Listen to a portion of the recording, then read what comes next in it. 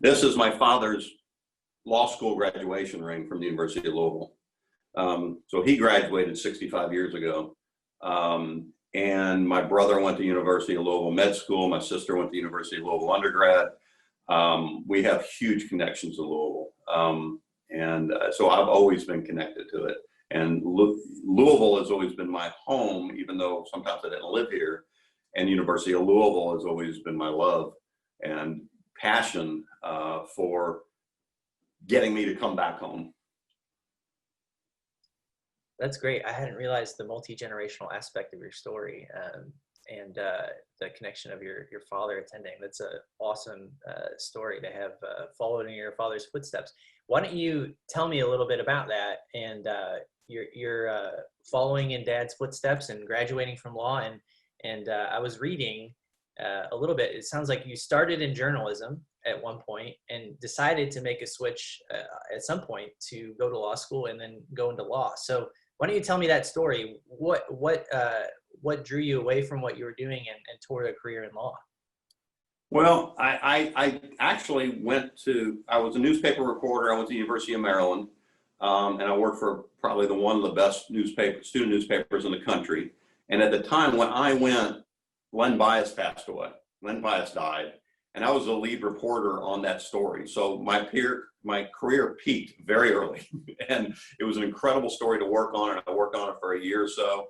Then I worked in downtown DC at some bureaus. I worked at USA Today. I worked at Knight Ridder, and then so I wanted to be a newspaper reporter. That's all I wanted to do. I got a job in Florida. I worked at the Bradenton Herald. Then I worked at the Sarasota Herald Tribune, and I loved it.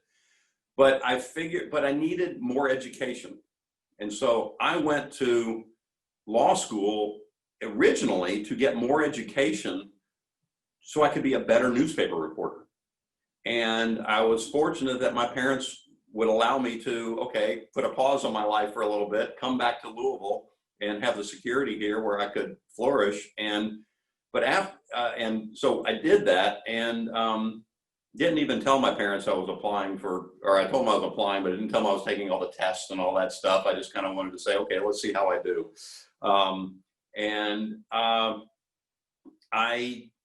After a couple of weeks of law school, I said, I really like this. I love the law. It's such an intellectual challenge. It's problem solving. There's so much there that I loved, that the thought of going back to newspaper reporting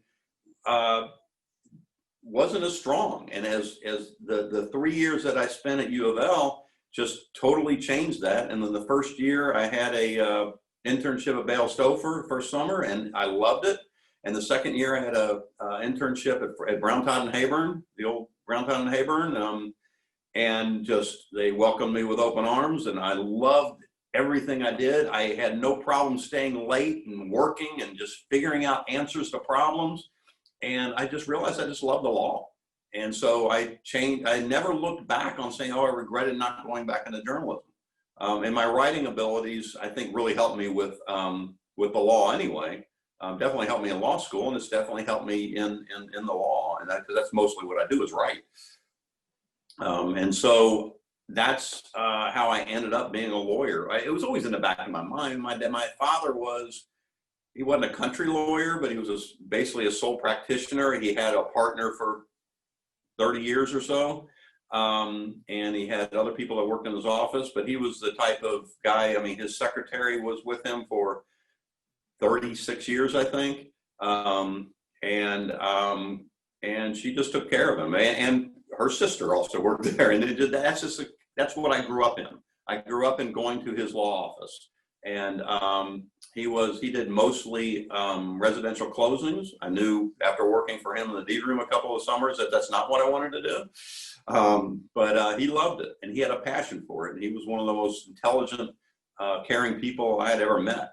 And so that was always in the back of my mind that I would go to law school. And so I ended up doing it and have never looked back, and I never regretted any decision I've made on that.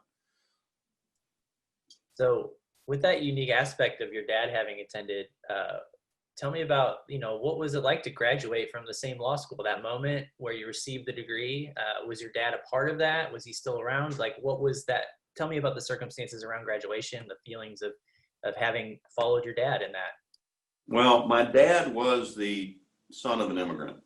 Okay, and for anybody that's watching this, if they ever remember the old Greenwald's Delicatessen on Preston, that was my grandfather. My grandfather was a butcher. He came over from Poland.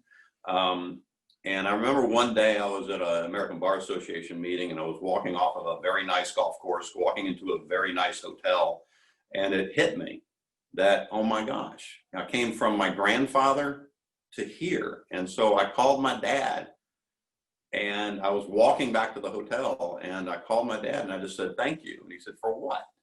And I said, Dad, I'm about to walk into this gorgeous hotel, and you know, and Grandpa came over here, you know, less than 100 years ago on a boat and went through Ellis Island. And there's only one thing between those two things, and that's you.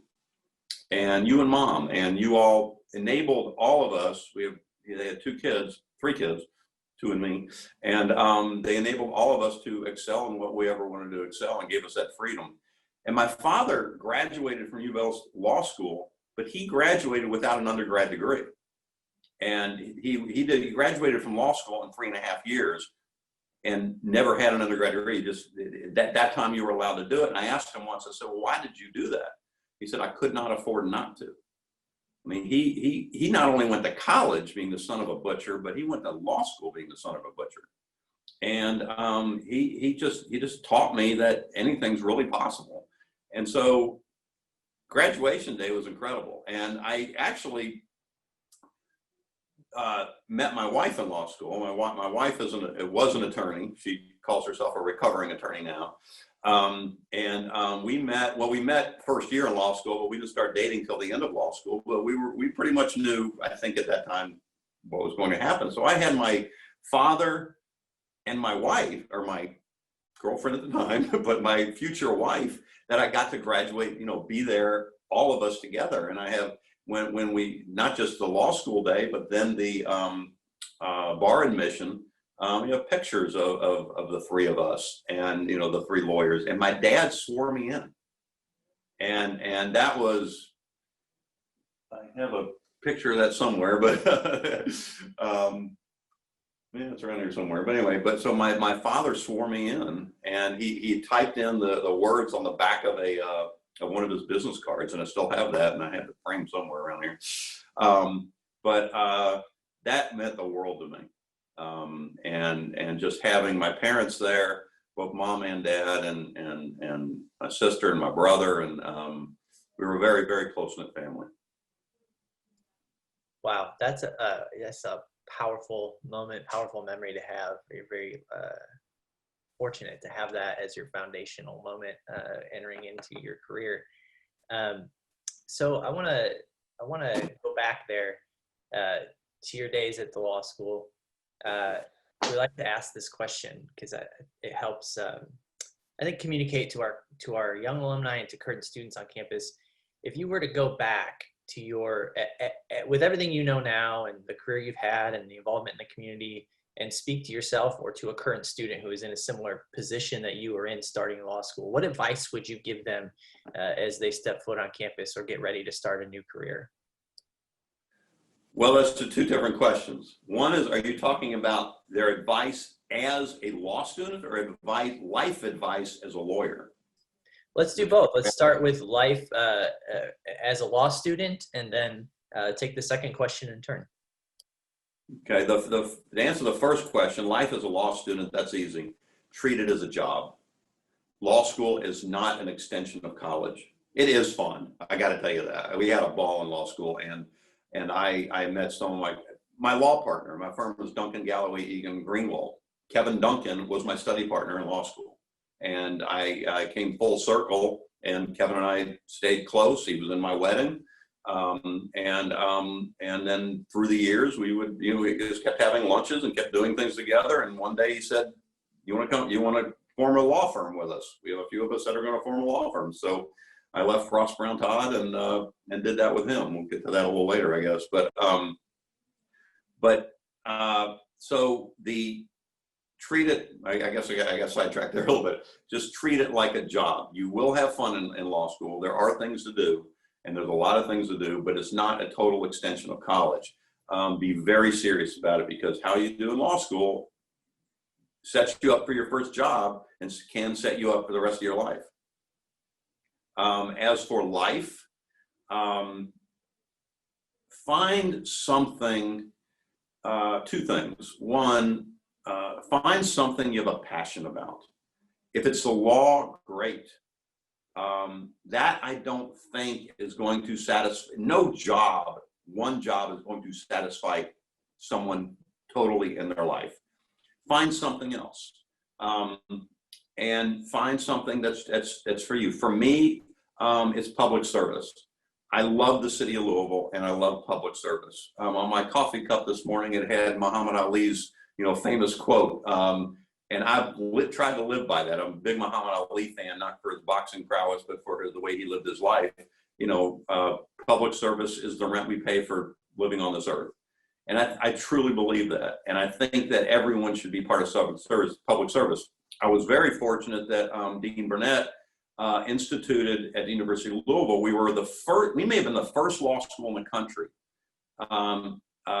definitely one of the first two, that required its students to have 50 hours of public service before they graduated. And I did several hundred hours, because that's when I started with court-appointed special advocates. I started that in law school. And then I continued working for CASA after law school in a public service capacity. And that kind of vaulted me to continue to do the public service that I've done over the years. I think I take some of that from my grandfather, who was the president of the United Way, or actually back then it was called the Community Chest, but it turned into the United Way, and he was president of the EULAs, and he did a lot of public service. And I remember his obituary and keeping that thing, and wow, look at all the things that my grandfather did I didn't even know about.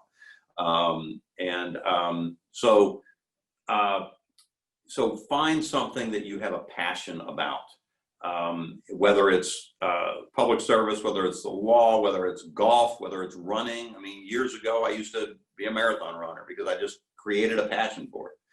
And that kind of goes into the next thing. Every day, and I like to do it the first thing in the morning, every day do something for yourself. I heard Tony Dungy say this. Tony Dungy, the coach of, I think it was the Colts at one time, and I heard him interviewed recently, and he said he goes out for a 5 or 6 mile run every morning. He said, that is my time, because of the rest of the day I'm giving to everybody else. And so that's kind of the way I feel. I wake up in the morning and I exercise. I sit outside and have a cup of coffee, and I relax and I read the paper, and then I start my day. And so that's my time. My family knows it, and you need that mental break to just be a little selfish. So those are, I guess, the two life advice I can impart. Those are both very good. So thank you. I could tell I'm talking to a lawyer, because you beautifully parsed that question into two. They're two distinct. You're like, well, wait, which one do you want me to answer? Because they're different. So I want to talk a little bit now about your career, and then we'll talk about your community involvement. So let's talk about your career, and tell me what about law and the career you've had. Tell me some of the highlights, the things that have made it all worthwhile, all of the effort, it sounds like you're a very driven personality. So tell me some of the highlights and what's made it worth it for you in your career. Well, I started off, I was a summer associate at Brown, Todd & Haber in 1993. And in 1994, they hired me. And I was an associate, and then I was a partner for a long time, 15 years.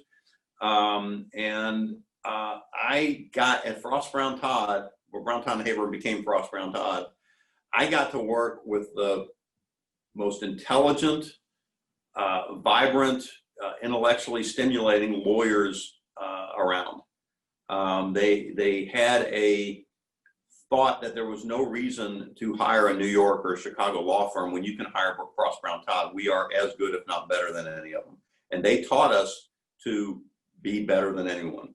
I can't say I had one mentor there, but I had several. I could draw from several. Ed Glasscock is a mentor to many. Ed is a pillar in this community. And I learned from Ed that definitely sweat the details. If you're going to be involved in something, get involved in it. Don't let other people take it over. You need to know what's going on, and also the way Ed treats people.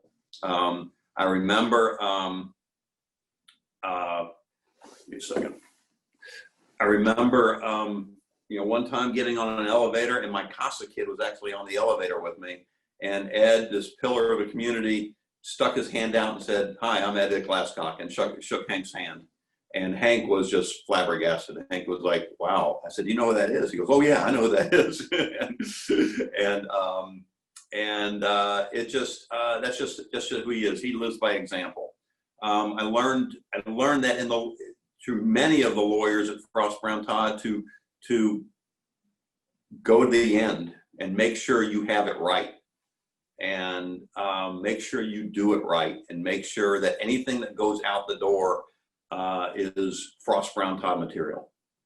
And then they also gave me the ability to go out and do other things, to do my community service, to do Leadership Louisville, to do other things in the community, to do the American Bar Association. My best professional, I don't know what the word is, it's not accomplishment, but my best professional gig as an adult is the American Bar Association. Some of my best friends in the world today are with the American Bar Association. We go and they care about me, and I care about them, and I'm able to bring in business through that also. But I also got to meet some of the best lawyers across the country in doing the ABA work. I'm one of only two Kentucky lawyers that's in leadership in the litigation section of the ABA. So they enabled me to do that. And because I was able to, I went to U of L, so I knew a lot of lawyers in town. I was at Frost Brown Todd for 21 years. I did the American Bar Association. I knew a lot of people in town. I knew a lot of lawyers in town, and I hopefully have had their respect. I was able to make the jump to form with 3 other partners, Duncan, Galloway, and Greenwald. And we have a dozen lawyers. We are built on respect. We are built on an attitude of, we want everyone in this firm to succeed. That's not always the case in law firms. Sometimes with law firms, it's survival of the fittest. Here it's not. Here it's we so want everybody to succeed. One of my partners loves to say, we refer each other work, and if I have a business case or a corporate case, I send it to Brooke, and if I have a real estate case, I send it to Kyle. And Brooke loves to say, it all comes out in the wash. We refer each other stuff. There's no origination. There's nothing like that. We want to see the other person succeed, and that's been the driving force of this law firm. I like to say it's a law firm built on love, and it really is. And I knew Kevin beforehand, but I didn't know my other 2 partners very well at all before we started, and we're thriving. And now it's been 5 years. I have an associate that works only for me, who actually was a CASA kid. I met him through the CASA program. He ended up going to law school. We kept in touch over the years. I knew his aunt and uncle. This is a kid whose father was killed in a drug deal when he was 12 years old. And so I say kid, he turned 40 this weekend. Abe has been with me for almost 5 years, and hopefully one day we'll be able to take this over. That's been my law career. My best moments are tomorrow. I haven't gotten to my best moments yet. I've had a lot of good ones. I've had a lot of great moments. But I still think there's the best still is yet to come. And I love what I'm doing right now. That's so great. So many people don't get to work in something that they're passionate, their central passion in life. Again, just a great opportunity you have to make change in something you're so passionate about. Tell me, one of the things that sticks out from the story you're telling now, and just from your bio as I'm reading, is your passion to give back. It's very clear to me that you have one of the central pillars of your sort of philosophy of life seems to be centered around giving back to other people, whether it's the people within your law firm or the community, or even the law school itself and the students there. So tell me, why is that? Where did that start? And why do you have such a passion to give back to other people? I have no idea where it started. The only thing that I can, I really don't. My parents were incredibly loving people, but they weren't that involved in the community. They were built on friendships. They were built on the things that they did with other people. They did some volunteer work. My father actually was very involved with the Louisville Bar Foundation and the Louisville Bar Association. He did a lot of that type of work. He was on the ethics committee for years. And he was on the Bar Foundation for years. And he loved that. He was actually on the Public Defender's Office board. The giving back that Dad did was in the legal community. Maybe that's where I got it. My mom did some volunteer work at Jewish Hospital, but Mom had 3 kids at home, and she also owned her own store. I don't know if anybody remembers the old store, Rita and Peggy's Choices. My mom was Peggy, over in Chenoweth Square. And so she had enough on her plate.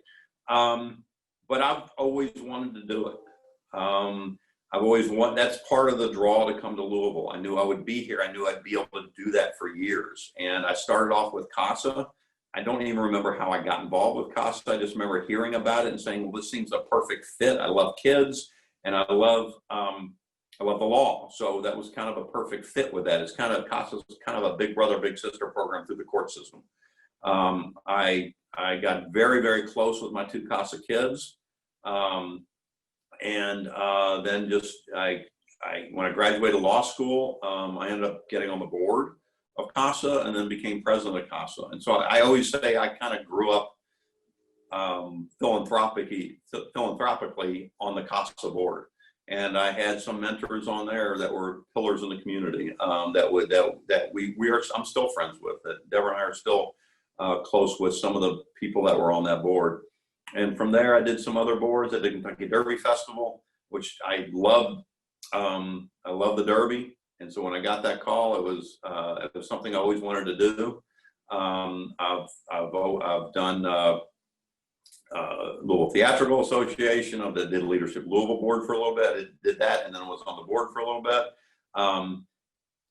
Not every board's a fit. And that's an advice I can give to somebody. Don't just be on boards to be on boards. Be on boards where you think that you're going to be a fit and you're going to work. And through all of that, I think I finally found my gig. I enjoyed everything I did. I loved everything I did. But now I found legal aid. And I did not know much about legal aid. When I lost my father about 3 years ago, I think, 4 years ago, 3 or 4 years ago, I lost my mother and my sister about 8 years ago. And after Dad died, my brother and I created an endowment at the university, at the Louisville Bar Foundation, that pays for a University of Louisville law student to work at legal aid. And the way I got involved with legal aid was I was at an American Bar Association meeting several years ago, and a judge from New Orleans was speaking about a program called HELP, the Homeless Experience Legal Protection. And what HELP does is it takes lawyers and they go to homeless shelters and they meet with the clients at the homeless shelters and they help them with their legal problems. They help them with the legal problems that are barriers to getting a job, that are barriers to getting a home. Because if you go apply for, you try to get a house or you try to rent an apartment, but you've got something on your record, or if you've got a warrant out for you or something like that, then you're not going to get the job, you're not going to get the apartment, and you're going to be homeless. So what this group does is what help does, and it's across the country, and what it does is match. It gets lawyers out into the community. And so I went and heard this, and I had lunch with Judge Zaney we were in California at the time, talked to him about it, and I came back, and you know how everything is when you come back, you kind of put everything away. Well, a couple of weeks later, a man died on the steps of the St. John Center. He was a homeless man. It was in the middle of January, and he died on the steps. And I was like, oh my gosh, something's got to be done. And so I just started making phone calls. I called the mayor's office. They put me in touch with the Homeless Coalition. The Homeless Coalition put me in touch with the St. John Center. The St. John Center ended up putting me in touch with Legal Aid. And I talked to Legal Aid, and talked to Executive Director Jeff Bean, and I said, why aren't you all doing this? Why aren't you going to the homeless shelters? And he said, there's only so many times you can go to the bar, go to the lawyers and ask them to help. Our Legal Aid is incredible. And they really rely on the lawyers in town for help. He said, I said, I'll go to the lawyers. I said, I don't know how to set this thing up, but this is the model. I can tell you what the model is. And we talked to Judge Zaney, and he helped us set it up. And Legal Aid took it from there. And I got the lawyers in town who just jumped at it. I remember going into my managing partner's office. I said, John Crockett, I said, John, I just need 2 lawyers once a year. He said, I'll give you 4. And so it kind of blossomed from there. And I went to the top 15 law firms in the city, emailed them all, the managing partners, and said, I just need 2 lawyers. And they all jumped on it. And so that's what started it. And now Legal Aid has taken over help. They are going twice a week into the St. John Center. They're going once a month into some women's shelters. They're all around town now. We're helping hundreds of homeless people every day, and they've got a full-time attorney now working just on the help project. And that's how I got involved with Legal Aid. And I was like, and I really didn't know a lot about Legal Aid before I did it. This is the best law firm in the city. They are some of the smartest lawyers. They are the most dedicated lawyers you'll ever meet in your life. And now I'm on the board of Legal Aid. And actually this year, and this stunned me, they asked me to be the chair of the 2020 Access to Justice annual campaign. And so I'm doing that now. So that comes back to do what you have a passion about. I didn't know I had a passion for Legal Aid until I started doing it. But I think I found my gig. And so do a little trial and error, and then you'll find it. And I love the organization, and I've never met a more passionate group of people in my life than people at Legal Aid. That's phenomenal. How many people you're helping, and that organization helps. It's inspiring. Gosh, we're running short on time, so I want to make sure 2 things.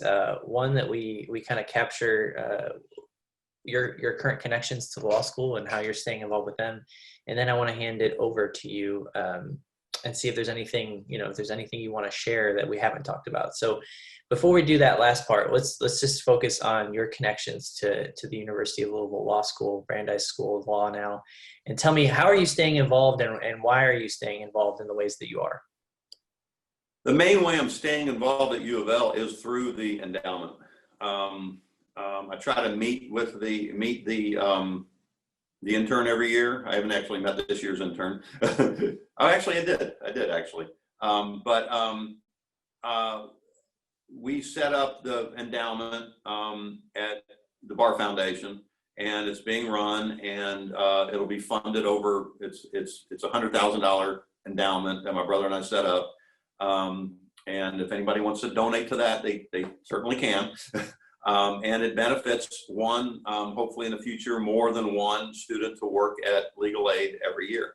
And that's really where I keep with my connection. I still go to events. I still go over to the law school whenever they have events. I was on the alumni board a long time ago. And I think the alumni board kind of disbanded a little bit. And I think recently it's come back together.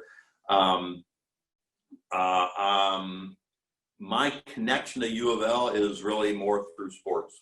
And that was my connection to come back to Louisville. I wanted to come back to Louisville and have a quality of life that I could afford to raise my family, and I could afford a decent house, and I could afford to go to sporting events. It was a huge part of my childhood to go to the U of L football and basketball games. And it was a huge, big part of my life, so I could do that with my son. And that's what I've done. I married a UK grad, undergrad, but she knew the deal coming in. And the way she likes to put it, she knows how the mortgage is paid. And so she's now a big Louisville fan.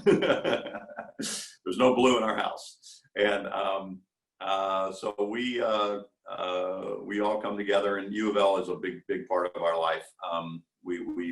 It's just got my son's up in Boston at school, and just got an email from him or text from him last night and said, let's go to game day. It's like, well, are you coming home?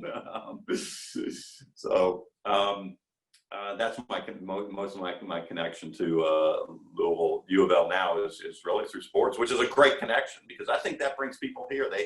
That's a huge selling point for the city of Louisville, is you can go and you can do these things, and the community spirit around U of L sports is amazing.